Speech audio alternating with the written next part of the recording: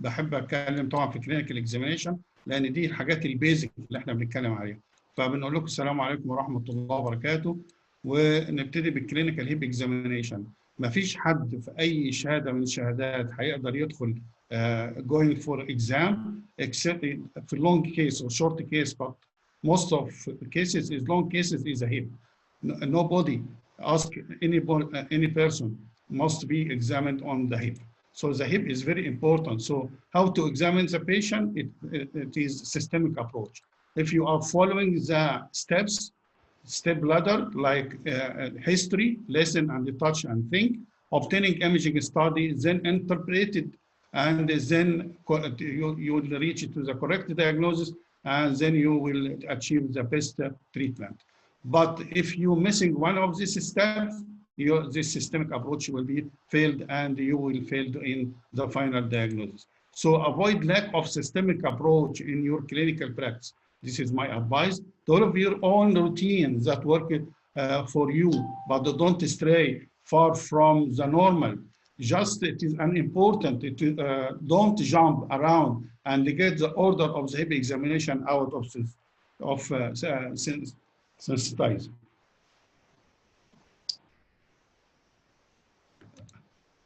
It is not what you do, but how you do it. That is the count. Don't forget the 5 P's. This is the circulation, and we'll speak about. This is very important. There's a few important points before you examine the patient. Introduce yourself to the patient, and then this means that you will take a consent, then expose the patient. And if you have a female, you have to have a female attending with you during the exam. And the professional attitude is you have to be polite, gesture, and good dressed, and handling and mobile in vibration mode.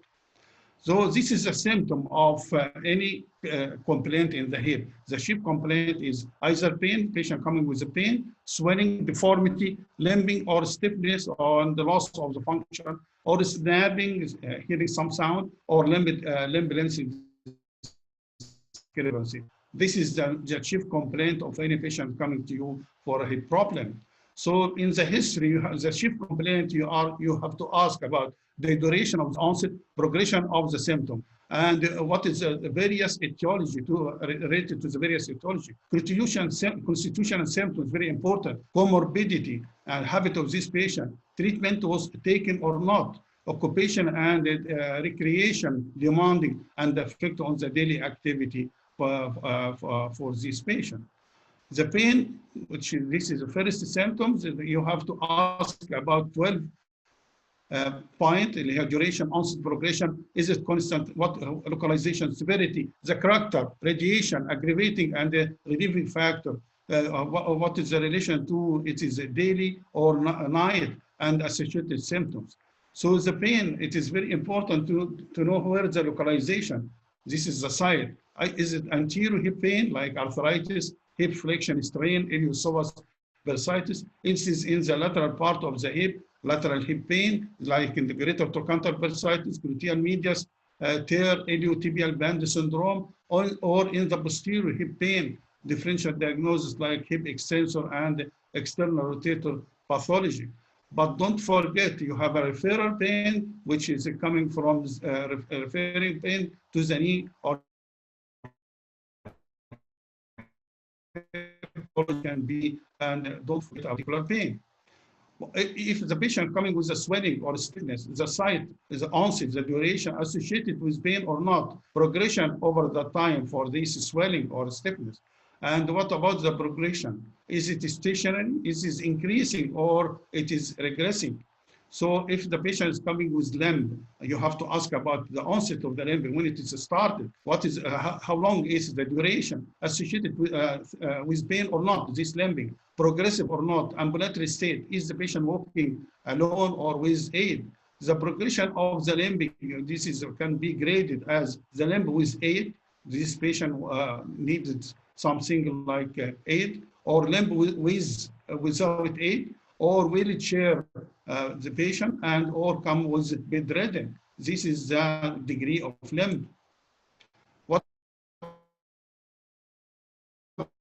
the deformity is present? How did it is starting? How is it is progressing? Any associated symptom? Is it there is any history of trauma or infection? What about limb length discrepancy? You have to ask this patient how long it is present. Is it static or progressive associated symptom? Any history of infection or tumor, trauma? The history to assess the functions. It is very important to ask about to assess this function of this patient, like walking ability, the normal or altered, this walking, or restricted or unrestricted. This patient can walk with aid or with unaid. If aid, which aid is used and which limb he uses it, right hand or left hand. The ability to squat this patient, or the ability to sit across leg, and the ability to drive the car, and the ability to tie the shoes. This very important questions you have to give to assess the function of the hip joint. This is a very nice test. You can do it to exclude the hip problem. What about the past history? For this, you have to ask about trauma, history of tuberculosis, connective tissue disorder, steroid intake, surgical around the hip, skin or hematological disorder, any other significant medical and surgical illness, and lastly, about neurological disorder. About the personal history, ask about the diet, occupation, and working tolerance, smoking, alcoholic, sexual history, and the postmenopausal history. The family history is very, can give you some clue, like if the patient has a contact with a TB, close relative, or dysplasia in the family, metabolic disorder, or inflammatory arthritis. And at the end, we ask always you, what is the provisional diagnosis? So you have to give us this clue. Is it acute condition or chronic? It is progressive or non-progressive or regressive, monoarticular or polyarticular, and the possible etiology, put it in one of these etiology. Is it congenital? Is it traumatic? It is infective, inflammatory, neoplastic, degenerative, and metabolic. And at the end, you put that the patient demanding and expectation from the disease. Then the second part is a pattern of examination. This is the 5 pillars. You have to do an inspection, palpation, movement, measurement, and special test. We'll go through each one, and you have to be careful and examine in step by step. So the basic principle when you are doing prerequisite or examination, patient must be suitable and test. It's very important, and you have to have a hard bed. So like this way, it is not a suitable. By this way, it is not a suitable dress for the patient to be examined. And this is, you have to put the patient and examine in a suitable way. For general examination, you have to look from the head to the foot examination. Put it in your mind, examine from the top. This is what we call like body language. Look for the eye, like blue sclera, iritis. Look for the pen, low set or blackish discoloration. Look for the cheek, Miller rashes. For the mouth, normal dentin. And hairline, neck, nipple, shape of the chest wall, abdominal, protruding or not, nailing brittle, and the palm and whole hyperkeratosis, and also thickening of the lower end of the radius, malleoli, and the costochondrial junction, like metabolic bone disease. And also examine, ask about ligament laxity, like a position of the thumb to the flexor aspect of the forearm, passive extension of the finger, hyperextension of the elbow at least 10 degrees, hyperextension of the knee at least 10 degrees, excessive passive dorsiflexion of the ankle 45 degrees. If the patient has 3 of these 5, this means the patient has hyperlaxity. What about neurocutaneous markers? Very important, and general posture and attitude of the patient. This is what we call the general examination from the head to the foot. Then is an inspection. When we inspect the patient, you have to inspect the patient from standing, walking, sitting, and laying down. Look for from the front, side, and the back. This is very important when you inspect the patient. Look for any asymmetry when comparing to the normal side. So an inspection for standing position, inspected, this is very important. laying down. When inspected in the standing position, look for the gait, look for the alignment and limb lengthening discrepancy. What about laying down position? Look for the limb lengthening discrepancy and altitude. We'll go with this one by one. So general inspection, observe the patient first in a standing position when he's coming to you. Stand with the patient facing to you, not always looking to the patient face. Be prepared to support the patient and considering the patient as a whole. Consider if the patient look well, is breathless, at rest, is jaundice, or the generalized feature of psoriasis or rheumatoid arthritis. In this picture, looking for the general clue. It's very important, this clue. Any walking frame, if the patient has a frame in his hand, special shoes or orthotic present, this may indicate that there is a leg discrepancy. Does the patient use a stick and is it in the corrected hand? Ask the patient if they have a walking stick. Talk to the patient, explain what you are going to do for him and you are going to examine him 360 degrees. General inspection, observe the patient from, as we mentioned before, front, the side, and the back. We have to mention this for you again. This is the front for the scar, perfect tilt, and the quadriceps wasting. From the side, lumbar lordosis, knee flexion, and the foot arches. And from the back, the abnormal sclerotic curvature, abnormal furrow, and increasing in pelvic tilt. So remember, examine the patient, lateral, anterior, and posterior. This is the point you have to be put in your mind when you are looking for inspection. Look for the altitude from the anterior and lateral and posterior. Look for the deformity. Look for the bone contour. Look for the soft contouring, swelling, wasting, limb length discrepancy, and the skin over the joint. This, you have to put it, these 9 markers, and you put it in your mind. This is an example, anterior superior spine raising, and this is the increase for lumbar lordosis, and there is a postural deformities, and this is the pelvic tilt. So for inspection from the front, the 9 parameters we mentioned. Does the patient standing straight and upright? Is it standing comfortable? Is it standing symmetrical? Or the shoulder level? Check the level of anterior superior spine for abduction and abduction deformity. Is there leg length discrepancy? Is there a fixed deformity? Ask for block if the pelvis is not level to assess the function leg length discrepancy. This is the point we mentioned before. And this is another clue. Is there any deformity in the coronal plane, like abduction, contraction of the hip, any thigh or calf wasting? Is the patient taking walk equally through with both legs? This is altitude, and examine the gait. Looking at the feet, is the foot taking weight in plantigrade fashion, or is the ankle or the foot inverted or in equinus? And inspect the skin for scar, sinus, evidence of circulatory disturbance. So from anterior to go from proximal to distal, the level of anterior superior spine, the normal halo of the iliac fossa, inguinal office, widening of the perineum, femoral artery pulsation, abnormal fullness in the carpal triangular, contouring and the level of the greater trochanter, contouring and bulking of the thigh muscle, looking for abnormal contouring and wasting and the scar discoloration and swelling and sinus. So from proximal to down, this is an example of a child with an leg discrepancy and exaggerated lumbar lordosis. And this is an example of the patient with shortening and abduction deformity. This is the pelvic obliquity. Look from the front. Look for the anterior superior spine and pelvic. If the patient has anterior superior spine depressed, this means that this patient has a fixed abduction deformity. If the patient has anterior superior spine elevated like this patient has a fixed abduction deformity. So this patient has leg like here, and this patient leg is abduction.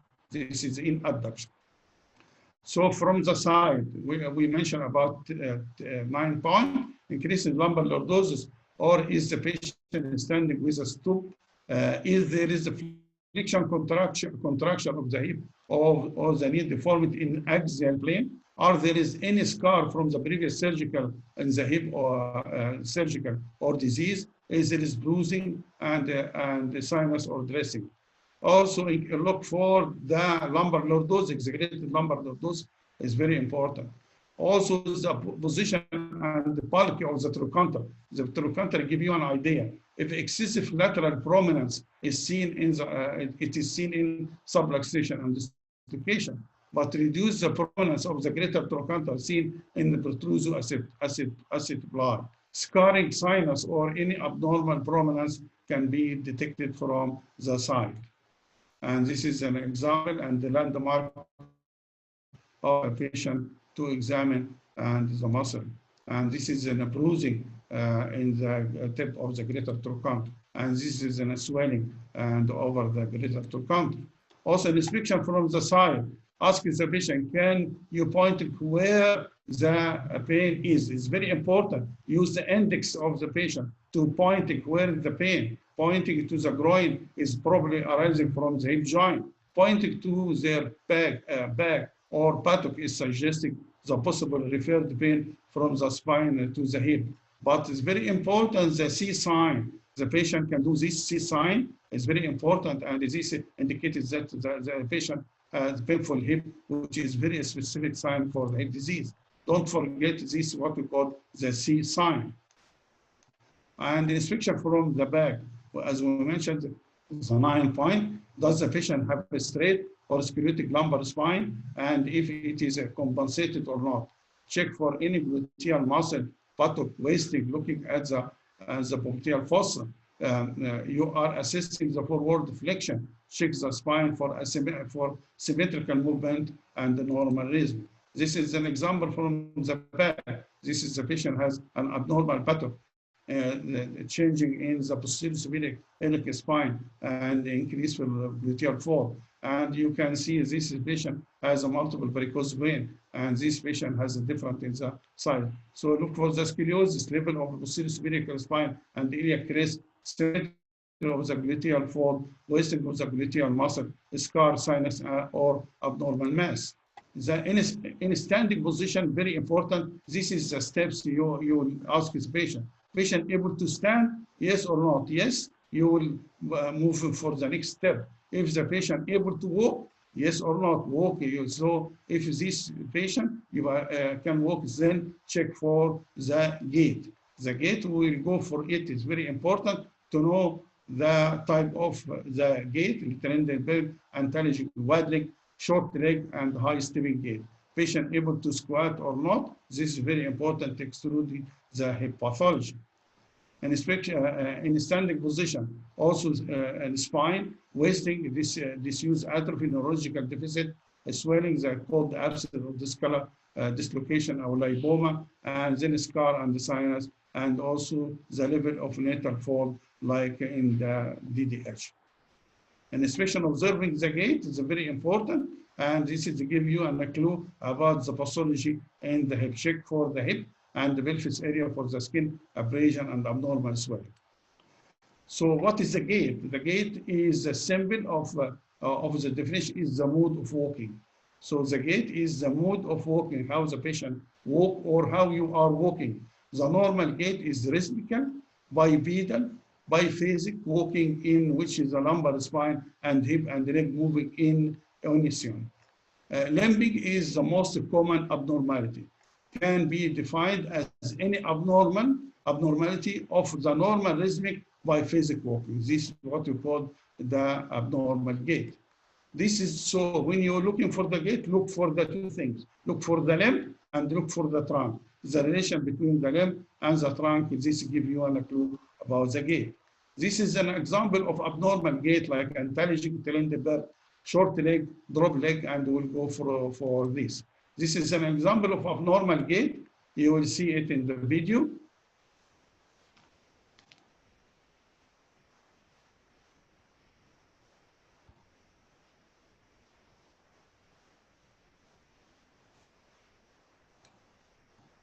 And now, let's have a look at a few abnormal gaits. First up is equinus. Here we want you to notice how she tiptoes on her left foot. This is because she can't dorsiflex, and as a result, she can't strike the ground with her heel.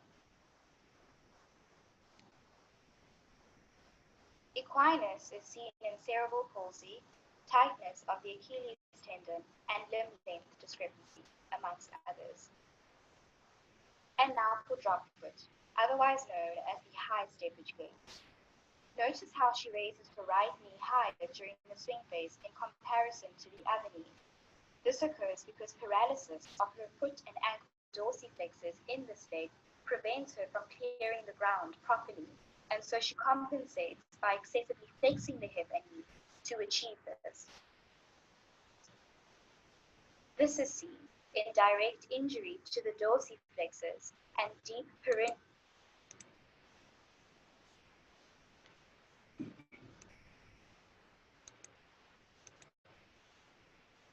So this is the type of the gait, the antalgic gait. Antalgic gait. In antalgic gait, you can demonstrate the patient doesn't want to spend time on one of their legs. They have an abnormally shortened stance phase on one of their steps. So in the current patient, you can tell that they don't want to spend time on their left leg. They spend most of their stance time on their right side. However, when you can see the And what about waddling gait? The waddling gait is the body sway from the side to side on a wide base seen in the bilateral DDH and the pregnancy.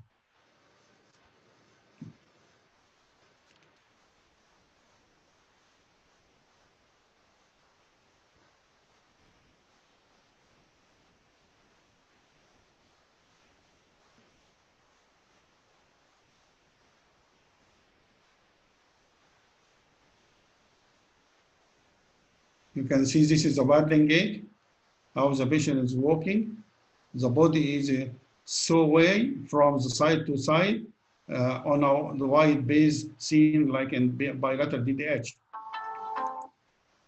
And what about Trendelenburg gait? You have to differentiate between compensated and uncompensated Trendelenburg gait. So Trendelenburg gait, you have two types, compensated and non-compensated. The patient lurches on the affected side and the pelvis drop on the sound side. This is an example of Trendelenburg gait. Notice how in the gait, how whenever he loads his weight onto his left foot, his right hip drops down and towards the affected side. So in this case, we would be demonstrating a Trendelenburg positive sign. This patient has a positive Trendelenburg sign, meaning that their left hip abductors, such as the gluteus minimus and the gluteus medius, are not working properly. What about short limb gait? This patient, if I have a short limb, when the affected limb becomes short, up and down movement of the half of the body. This is the patient have a short limb gait.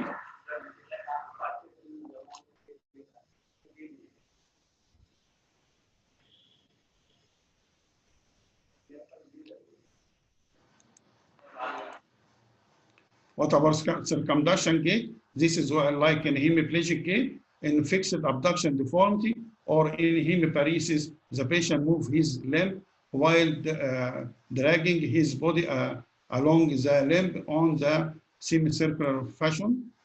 The other one is the gluteus maximum gait. In paralysis of the gluteus maximum, the patient lurches backward during the stand phase. What about the quadriceps gait? This is due to weakness of the quadriceps. The quadriceps weakens body, collapsed, hence the trunk goes from anterior bending to the shift of the vertical vector anterior to the knee. The other one is a in-toeing gait. This is due to increase in anteversion angle. The patient walking with both feet turning inward, seen in the femoral anteversion. What about the out-toeing gait? This is the patient walking with both feet turning out, seen in the femoral retroversion, what we call sharp gait. So the inspection, you have to ask the patient to make in standing position to do a Trendelenburg test. We mentioned about Trendelenburg walking gait, but this is the Trendelenburg test to check about the hip abductor. The Trendelenburg test can be done from the front and from the back, and this is the way you measure, you're looking for the gluteal fold. You ask the patient to stand on the normal sound side and then an abnormal abnormal disease side. The method one is standing on the front of the patient and ask them to hold their hand out in the front and placing their hand in your hand for the balance. Ask a patient to stand in the normal gait. So the sound side thing, this is that means that the abductor is weak and cannot support the pelvis. And this is from the back. This is another way. You ask the patient to put the hand on the sound side thing, and this means that there is a weakness of the abductor. But what we have, what we call the true positive due to weakness of the abductor. The causes of this true positive, it can be divided into two types, either due to neuromuscular condition or mechanical condition. This is what we ask you during the exam. If a Trendelenburg test is positive for the main reason, either due to neuromuscular condition or due to mechanical condition. For the neuromuscular condition, it is subdivided into generalized neuromuscular disease or localized neuromuscular disease. And generalized motor weakness like spinal cord lesion or myelomyelitis. What about localized neurological? Due to affection, mainly affection of the gluteus, like gluteal muscle paralysis or weakness due to superior gluteal nerve injury, or superior gluteal nerve dysfunction due to secondary to the previous hip surgery, like after total hip or during hip exposure, or during polio or neuromuscular condition can be affected. So the positive Trendelenburg due to neurological cause can be generalized or localized. What about the mechanical positive Trendelenburg gait? This includes conditions that affecting the abductor muscle lever arm. Here it is affecting the lever arm. The abductor is okay, but the lever arm is changing. So this can be occur during osteoarthritis, short neck in Coxa-Vara like hip fracture, DDH vulcanum failure because there is no acetabular, post-total hip exposure with failure of adequate repair of the abductor. Like in trochanteric osteotomy, you are changing the lever arm and the pivot failure. And during the fracture neck of femur or intertrochanteric fracture, this is due to a mechanical, what we call give a positive Trendelenburg gait. So you have another three categories: false positive, false negative, and false positive and false negative. What do we mean by false positive? False positive, this can be occur if you have a good gluteal, but you have an inhibitor factor. The gluteal inhibition due to the pain secondary to osteoarthritis or a vascular necrosis or during injection of the gluteus can be affected this and give you a false positive. What about the false negative? You have a fixed pelvis, and when you stand, the pelvis cannot be dropped, like in case of ankylosing arthrodesis or ankylosing hip, able to maintain the abductor and no abduction function. What about the false positive and false negative response? Can be occur if the patient has a poor balance or lack of coordination or unable to understanding instruction. This can give you one false positive and false negative. So for the Trendelenburg gait, we have a true positive, we have a false positive, we have false negative, and false positive and false negative. For the true, we have neurological cause or due to mechanical cause. So in the patient in laying down, you are go either from the top to the bottom or from the bottom to the top. So for in the patient laying down position, look for the altitude in the bed, lumbar lordosis, antispherical spine, gluteal trochanter position, and prominence. And also for the perineum, widening of the perineum or lateralization contouring, like in bilateral DDH. And also the curve triangular, as there is the fullness or scar or sinus. Look for the skin, like coloration, texture, the prominent veins, Look for the thigh wasting and the patellar position to exclude the internal and external torsions. Look for the patient laying down, also the calf for the wasting malleoli at the level of the two malleoli and the direction of the malleoli to excluding any rotation. Look for the heel, the level of both heel to exclude the leg discrepancy and straight leg raising.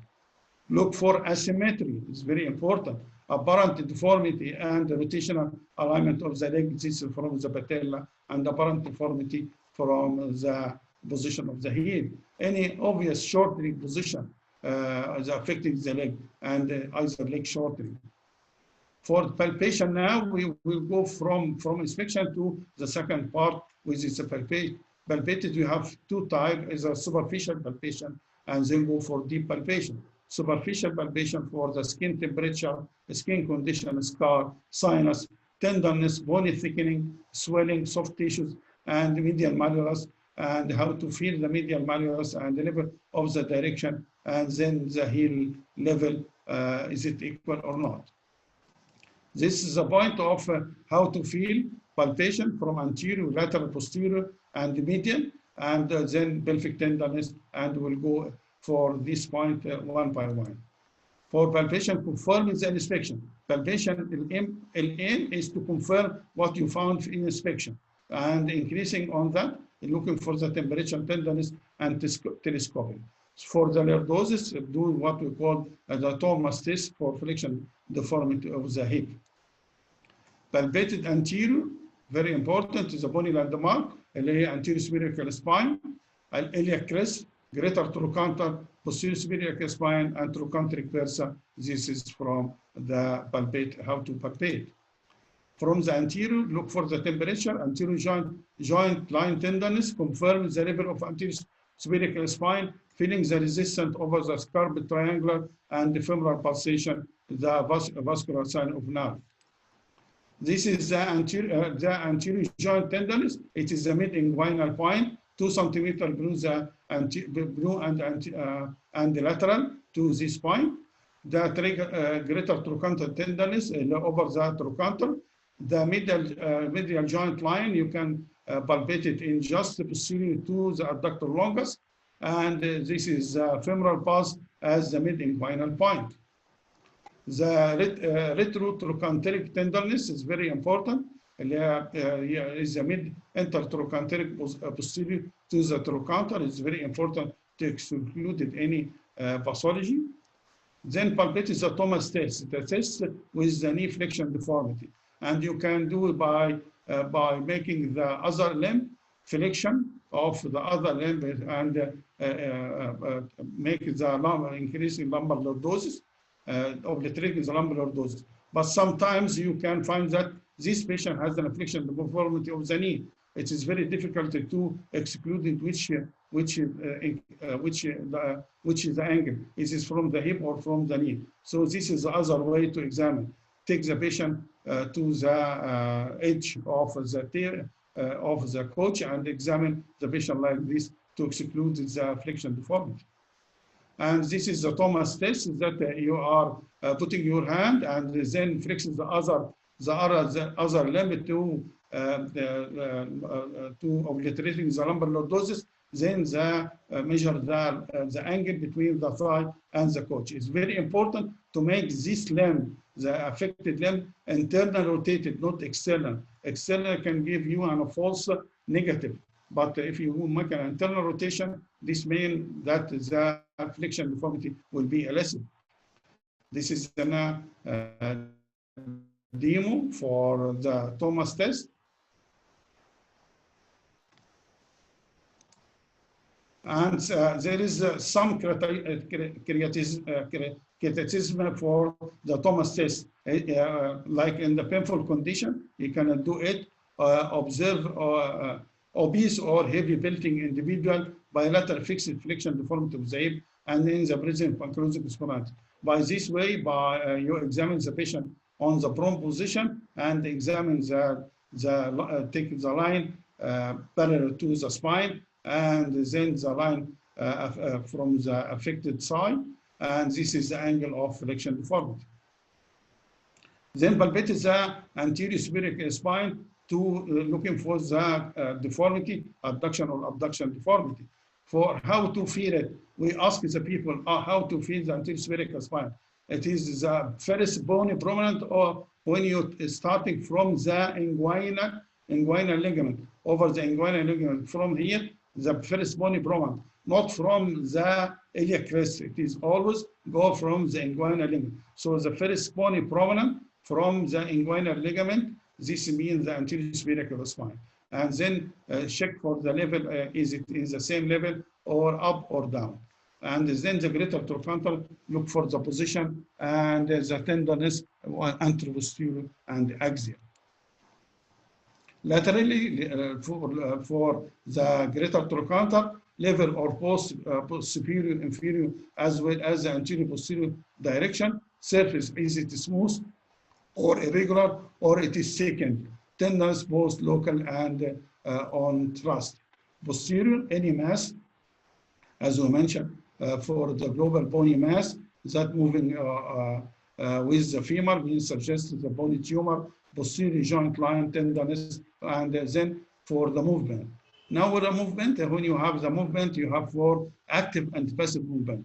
It's very important this point that the range of motion depends on the age of the patient, the gender, female or male, and the race. Also, gender and women have a great range of movement.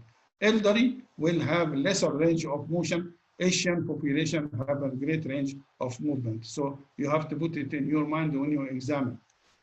So for the movement, you have to put in your mind, ask about the active and passive, and if it is passive, what is the range? And is it associated with pain or not? Is there is muscle spasm or not? Is it crepitus or not? Or is it there is instability? So you put this when you are doing the passive movement of the joint. So the movement of the hip is flexion, extension, abduction, adduction, lateral external rotation, and medial, which means the internal rotation.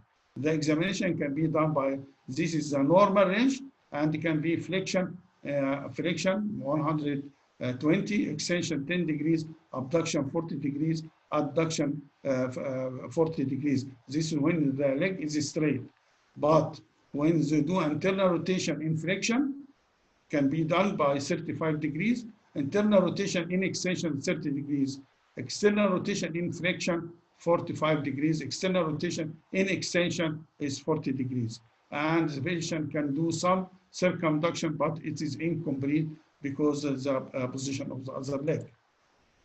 This is a very important point you have to note when you do and the movement. Is the range of the movement normal comparing to the other side? So using the genometer. Is it is restricted? If it is restricted, which movement is restricted? Is in flexion or extension? If restricted, what is the severity of restriction? The degree from different normal. Is the movement painless or painful? If the movement, during which movement and during which part of the arc the movement become painful? Is it limitation of the movement due to mechanical problem like a pony block or something, or causing or due to the pain and the spasm from the patient? Is the axis of the movement normal? It is normal axis or not? Like when you have a slip capital femoral face, can the patient move but with external rotation? Or there is any exaggerated of the normal movement or not? So you have to put this in your mind when we're asking you about the movement of the part. This is an flexion, is a flexion active, and this is in the passive movement. And this is an abduction with the limb in full extension and the angle. And this is the extension of the hip and how you do an extension of the hip 10 degrees. And this is the movement with the movement external rotation with the 90 degree. With 90 degrees, the flexion is 45. In full extension, it is 45 degrees. The internal rotation in full extension and with internal rotation. With flexion, internal rotation in 90 degrees, flexion is 45 degrees. Internal rotation in full extension is nearly 45 degrees. You can do with the hip pronation, and this is the the vertical line and the line of the side. This is the angle of rotation, internal or external, according to the position of the foot.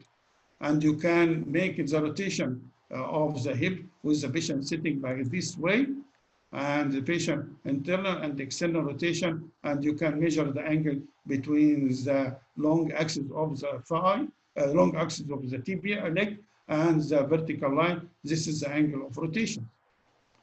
Then we ask you about if the patient has a flexion or has a flexion attitude, what is the muscle? So we'll go for the muscle one by one very rapidly. The main hip flexor is the iliopsoas and pectineus, and this is other muscle can be assessed, but the main flexor of the hip is the iliopsoas and the pectineus. What's the hip extensor? It is the gluteus maximus, biceps femori, semitendinosus, and semimembranosus. What is the hip abductor? Is the gluteus medius and gluteus minimus. This is the main hip abductor.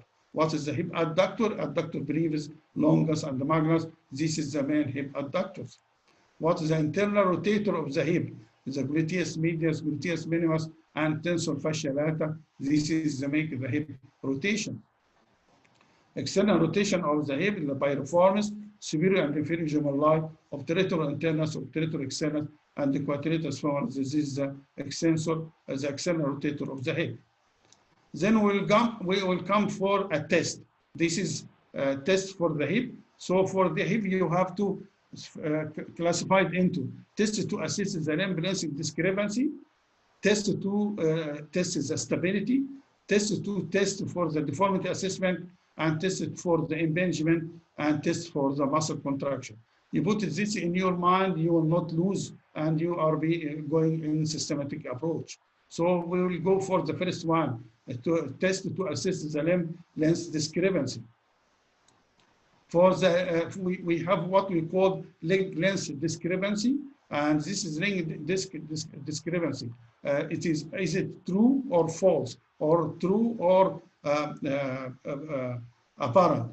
True leg lengthening, they measure from the anterior spherical spine to the medial malleus. This the apparent lower limb lengthening, it is determined not with the patient's supine, measure from the umbilicus to the medial malleus. The apparent lengthening or apparent shortening, this is the way to measurement. So this is the link, go by step. Is it true or apparent leg lengthening? How to examine the leg shortening, either by block method or supine position. Block method to measure the height and until you have the level of the anterior spherical spine, and in the supine position. In the patient, if the supine, where is the shortening? Is it femoral or tibial? This is what we call segmental shortening. So we'll go through it. And where in the femur? Is it supratrochanteric or infratrochanteric? And we'll go one by one, and this is the way. So the apparent lengthening or shortening. The prerequisite, the limb must be parallel, measured between the midline point. This midline point, they take one of these 3 points, either from the zip sternum, or from manubrium sterni, or from the umbilicus. This one of these points, you put the marker, and then to the medial malleus in both sides. If there is difference, there is apparent lengthening or apparent shortening. This is an example how to make the apparent lengthening or apparent shortening. And this is the way to measure this is from the umbilicus. This is from the sternum, and the last one from the umbilicus. And this is how to make it real or true lengthening or shortening. The pelvis must be square of the pelvis, and you go from the anterior spherical spine to the medial malleus. This is to measure in both sides. This is measure the true lengthening or true shortening. Measurement from the anterior spherical spine to the medial malleolus. This is true shortening, and this is apparent. The first one from the umbilical or zip sternum to the medial malleus, but the true from the anterior spherical spine to the medial malleus. How to feel the anterior spherical spine? The first bony prominent from the inguinal ligament. So the apparent shortening or lengthening can be due adduction, apparent shortening. If the patient has adduction, it will be there is an apparent shortening. If has an abduction, there is be apparent lengthening. Then we'll go for the measurement. We have a true shortening. Is this shortening? Is it for the limb? Is it at the leg level or at the side or the supratrochanteric? This is what we call segmental measurement of the limb lengthening. So we'll do what we call the Galeazzi test, Galeazzi sign or align test. This is a test to measurement the either it is tibial or femoral, where is the shortening, and this is the way to measurement a Galeazzi test. The prominent of one leg, the affected leg prominent, it means that this is a femoral. If the other leg, this is tibia. If the other leg is down, this means there is a shortening, femoral shortening. This is an example. This is has a femoral shortening, and this is the other way you can examine if it's the leg by the patient prone position and comparing the both heels. And this is the leg shortening of the tibia. The tibia is shortening. And this segmental. The segmental will go from the medial joint line, the knee, and the medial malleolus. This is the medial joint line to the medial malleolus to measure the tibia. Is it from the tibia? If it is not from the tibia, from the medial joint line to the tip of the greater trochanter. So it is an femoral shortening. This is the tibia, how to measure it. The patient from the medial joint line to the medial malleolus. And this is the femur from the greater trochanter to the joint line. So when you have this measurement equal to the other side, so this patient has a shortening, which it can be supratrochanteric. This is the other type, it is infratrochanteric. For the supratrochanteric, we will do what we call prime triangular and Nelson lines. So it's very important, you have to be concentrated. How to make in the prime triangular. Prime triangular, you measure you take 3 points. The first point, the tip of the greater trochanter, and the line parallel to the shaft of the femur, extending, and from the anterior superior spine, a line dropping down straight forward on the line. These 2 points here will be met in this point, and the line from anterior superior spine to the tip of the greater trochanter. This presenting a triangle. This triangle equal to both sides, there is no supratrochanteric shortening. But if this limb, which from the tip of the greater trochanter to the dropping perpendicular line to the anterior spine, this means that the patient has supratrochanteric shortening. What about this line from the anterior superior spine to the tip of the greater trochanter? This line, we ask many people about it, and they don't know. This, if it is short comparing to the other side, this patient has internal rotation deformity. If this limb is bigger than the other side, this patient has external rotation deformity. What about the Nelson line to exclude to help to detect the supratrochanteric shortening? This is the line from the anterior superior spine to the ischium. And this line has to be touching the tip of the greater trochanter. We ask the patient how to feel the ischium. So ask the patient to lay down and from the midline of the side go up until the first bony prominent. This is the ischium.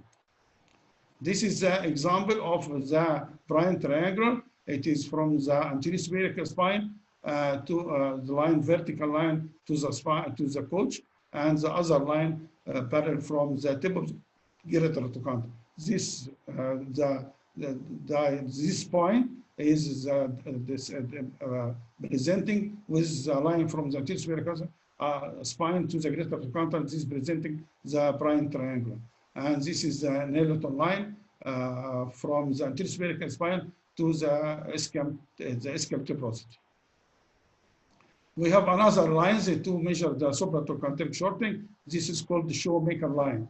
This is the line is going from the tip of the greater trochanter and extending to the anterior superior spine and extending forward.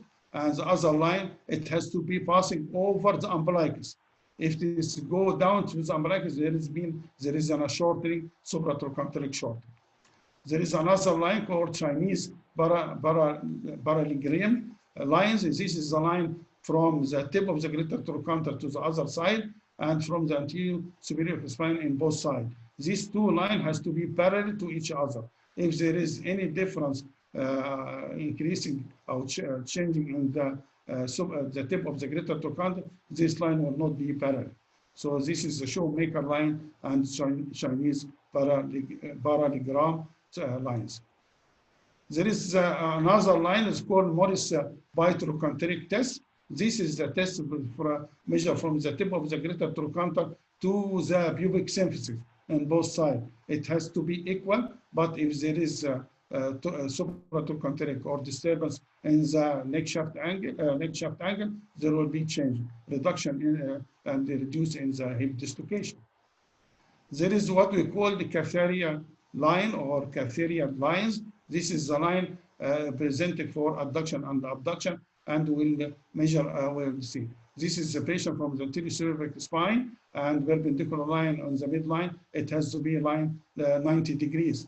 But if this patient has adduction deformity, this is an adduction deformity. When you move the limb in neutral position, the anterior cervical spine will raise up, and this will make a difference in this two lines, and the angle between this is the angle of adduction deformity or abduction deformity. So the measurement is a true shortening. The true shortening can be infratrochanteric due to malunion, fracture femur or tibia, and gross arrest from the polio, and trauma on infection sequelae. But the supratrochanteric, as we mentioned, is due to coxa versus slipped capital femoral epiphysis, malunion, like base of the fracture neck femur, congenital coxa arthritis, and dislocation. This can be due to leading to what we call supratrochanteric shortening. Then we have to measure the muscle bulk. It is very important, and this is the way you take a fixed point from the knee, and you go for a same distance in both limb, and the measurement of the circumference, and if there is muscle wasting or not. Then the other test, now this is the test for assessment of limb balance discrepancy. What about the now test for assessment of the deformity? Is it the deformity can be either due to deformity along sagittal plane, this is the flexion extension, and we mentioned about the Thomas test. What deformity along the mediolateral plane, what you call the coronal plane, this is adduction or abduction deformity. What about the rotation deformity? This is the external or internal rotation deformity due to internal torsion or external torsion. So deformity along the sagittal plane, the flexion deformity, this is there will be exaggerated with lumbar dysrhosis, and we can test it by Thomas test, and we mentioned it before. And this is a Thomas test, and how you can do it by flexing, obliterating the lumbar lordosis, and measure the distance between the long axis of the side and the limb. Test for the deformity, and this is another one, is the Healy-Brown extension test. We mentioned that if I have a patient obese and the patient with a painful hip, and you can measure it by this way to if you cannot do an Thomas test. So the deformity along the coronal plane, so the pelvic tilt, this is what we call adduction or abduction deformity, is it fixed? The pelvic tilt. So if the patient has adduction, the lowering of the anterior cervical spine of the disease side.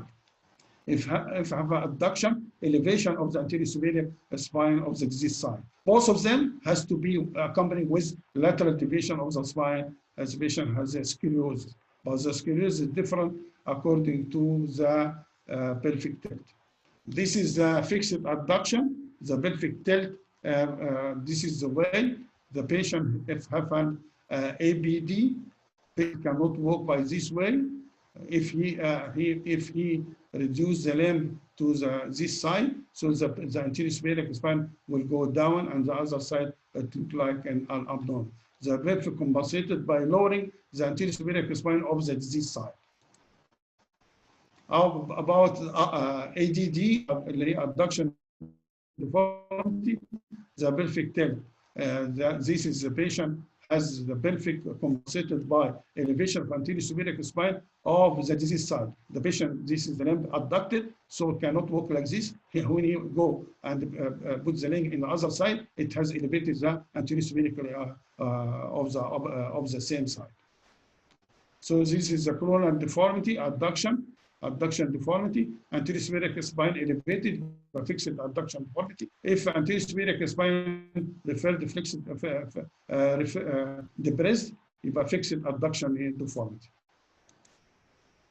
And this is the way to measure the anterior superior spine. If it is elevated in the disease side, this is abduction deformity. If it is down, this is meaning that this patient has ABD deformity. This is abduction deformity, fixed abduction and abduction deformity. And this is how to measure the deformity. How to measure the angle itself. The angle itself, it is being measured by this way. You have to make the anterior superior spine in the same level by moving the diseased limb, either in abduction or in adduction, the position which has been mentioned for. And this is the angle between the anterior superior spine and this is the line. So this line of the limb and the perpendicular line on the anterior superior spine. This angle, this is the angle of abduction deformity. What about the adduction deformity? This is the line from the representing the limb length, the limb axis, and the other limb which is representing the perpendicular line over the anterior superior spine. This is the angle. This is the angle of adduction deformity. This is the other way to measure the adduction or abduction by Catharia's method. This is make the anterior superior spine level and measure and make perpendicular line. Then this is the limb. Then moving the limb to make the anterior superior spine at the same level, parallel to each other. Then the angle between the two is the angle of adduction or abduction deformity according to this is the adduction deformity. What about abnormal fixed position? اللي هي rotation deformity. This is the deformity external and anterior rotation of the deformity, and this can be measured by always remain revealed deformity by noting the direction of the anterior superior surface of the patella. By here patella, if there is internal tibial torsion, this means that the patella is squint like, and it is the patella facing inward, and the patella or the toes when the foot is held at the right angle to the leg. This is a test to examine for the internal and external rotation by the Gray's test. The exhibition position is prone for antiversion. You rotate, you touch the greater trochanter and hold the foot and moving the leg internal and external until the greater trochanter become more prominent. Then the angle between the vertical axis of the leg and the vertical line, this is the angle of internal and external rotation according to the position of the foot. This is now we come for the third type, test of stability, and we mentioned it before, but we will go through it.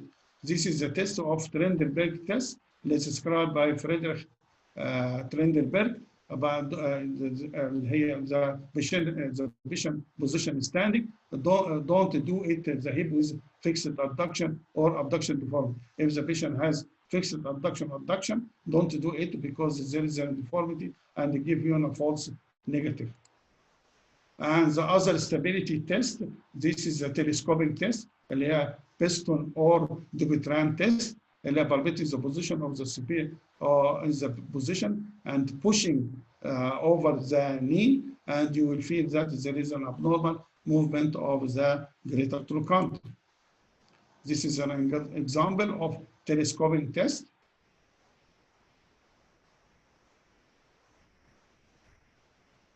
You feel that the hip is moving. And there is a Ortolani test. It can be done up to 6 months in the neonatal examination of the DDH. Here you will feel a clunk, not hearing a click. This is the example of what we call Ortolani test. But if the child is come to you after 6 months, you do what we call Barlow test. The Barlow test, you will feel a clunk, not hearing a click. This is the difference between Barlow test because we're dislocated and reducing the head. What about the other test for stability? Guven test, patient position, supine or lateral position, proceeding holding the femur with one hand, stabilizing the pelvis, adduct and the internal rotation of the hip. Look for the spasmodic contraction of the muscle, and this can be with any causes of infection or tuberculosis of the hip or with fibrous closing. The other stability test, don't forget about sacroiliac joint. This is anterior perfect compression test. You make a pressure on the iliac crest, and the patient will feel a pain as a sacroiliac joint, or anterior pelvic compression test. The patient will express pain if they have instability of the sacroiliac joint. And this is a pubic symphysis test. This can be done, or a Stanfield test. The patient asks the patient to raising the test and pressure down and dorsiflexion. This will elicit sacroiliac pain. This is fulcrum test is very important in the patient with the functional neck of femur. The test stress fracture of the shaft of the femur. You put your hand under the thigh and press on the distal end of the femur. The patient will express some pain. This means that there is a stress fracture of the femur. Now we'll come for the test of impingement. And this test of impingement, it excluded any impingement in the hip. This is a febrile or Patrick test. Febrile, this is represented the flexion, abduction, external rotation, extension test. The patient position supine, and the patient can press on the knee and fix the pelvis. The patient will express pain. If it is anterior, this patient that has anterior impingement. If it is posterior, express the pain. This is a sacroiliac joint. And this is another way to do this febrile test or Patrick test. So the pain in the posterior area, this means that sacroiliac arthritis. Pain in the anterior, in the hip, this is mean arthritis. This is an example, demo for a Patrick test. And you must fix it the hip, or stabilizing the hip. A scoral test, it is a test of the patient supine, producing done by the movement of the hip in the arc, flexion, abduction, internal rotation, and this is the patient, there will be arthritis or a sublumbral tear. If there is a clicking, this means that the patient has a sublumbral tear. A Stanfield test, resistant straight leg ring test, we mentioned it before for the test for impingement. And the hyperextension test, the posterior impingement test, the hyperextension, abduction, external rotation, the patient position in the prone, and if there is catch, if there is a catching type of pain, then the test is positive. The other one, feeder flexion, abduction, internal rotation test, or anterior impingement test. The patient position supine, if there is catching type of pain, then the test is positive. McCarthy test, this is the patient position supine, and on the couch, if the patient complains of catching pain, the test is positive. This means that the patient has a hip impingement. The last one is a test for muscle contraction. This is a test for the piriformis. Piriformis test, اللي هي friction adduction internal rotation test. The patient will express by pressing the pain. If there is a pain in the buttock or sciatic, then this test is positive for the piriformis syndrome compression test. Upper test, this is for the iliotibial tract. We mentioned it before. And this is the lateral position of the affected leg. And if it is positive, there is an iliotibial tract contraction. Eyes test, this is the examination of the biflexion of the knee, fully observe the flexion of the hip. And this is the test is very important for excluding the rectus femoris contraction. And this is can be elicited by LS test. What about here Phillips test? This is a test for the gracilis muscles contraction, and it can be done by the full internal external rotation, and then flexes the knee. If the contraction, the patient would accept some pain. Thomas test we mentioned before about the flexion deformity of the iliopsoas. Test to assess the muscle contraction, the examination of the gait, and we mentioned look for as the trunk bending and the swing of the contralateral to the hand. Remember, at the end, remember, examine of the opposite hip, knee, and the spine. It's very important. Examine for the sacroiliac joint, examine for the distal neurovascular deficit, and the perirectal examination. Examination of the hip is incomplete without examination of the spine and the knee. This is the key to examine finding.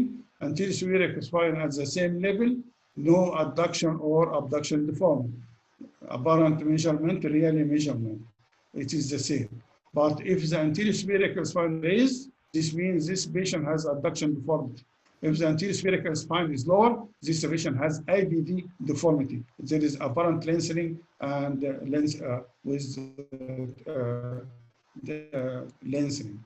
Neurological examination is very important. Don't leave the patient without neurological examination. For the muscle testing, test of muscle strength and test for sensation.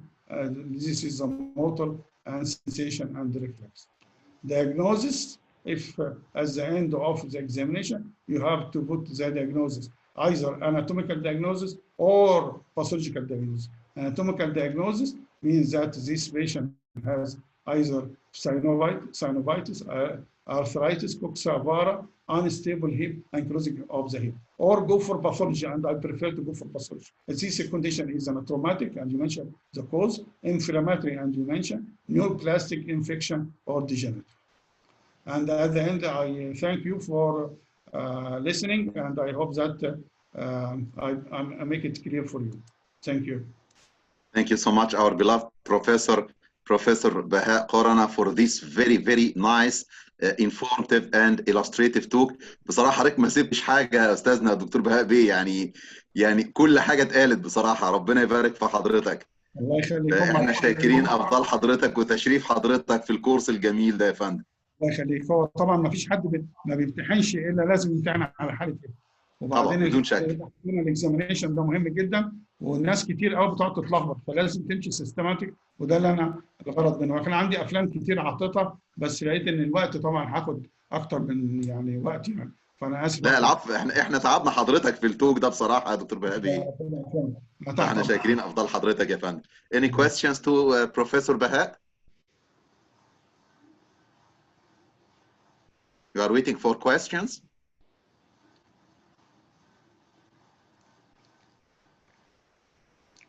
يعني انا اعتقد ان هو مش هيكون في questions كتير، لان هو ما شاء الله يعني كل حاجه very obvious. هم كل الناس بصراحه بيشكروا حضرتك يا فندم.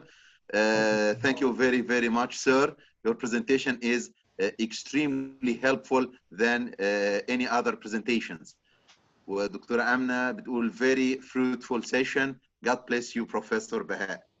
هو كله بيشكر حضرتك بصراحة على الدكتور محمد سليمان. Thank you Professor Bahaa. الله يخليك. يعني كل الكومنتس اللي جاية بتشكر حضرتك بصراحة، يعني كلها كومنتس شكر، ما فيش حاجة أكتر من كده بصراحه حضرتك يعني فيري فيري نايس توك، وتعبنا حضرتك فيه جدا يا فندم. خليك محمد، احنا تحت شاكرين جدا، لان احنا نشوف حضرتك ان شاء الله برضو في اكزامينيشنز، في اذر اكزامينيشنز، يعني حضرتك ما تحرمناش برضو يا انا تحت فندم. امرك في اي حاجه منه، اي بتاع، انا يعني عندي المجموعه كلها. ربنا يبارك في سيادتك يا فندم، شاكرين افضل حضرتك يا فندم. احنا كده خلصنا الاكزامينيشن. هيبقى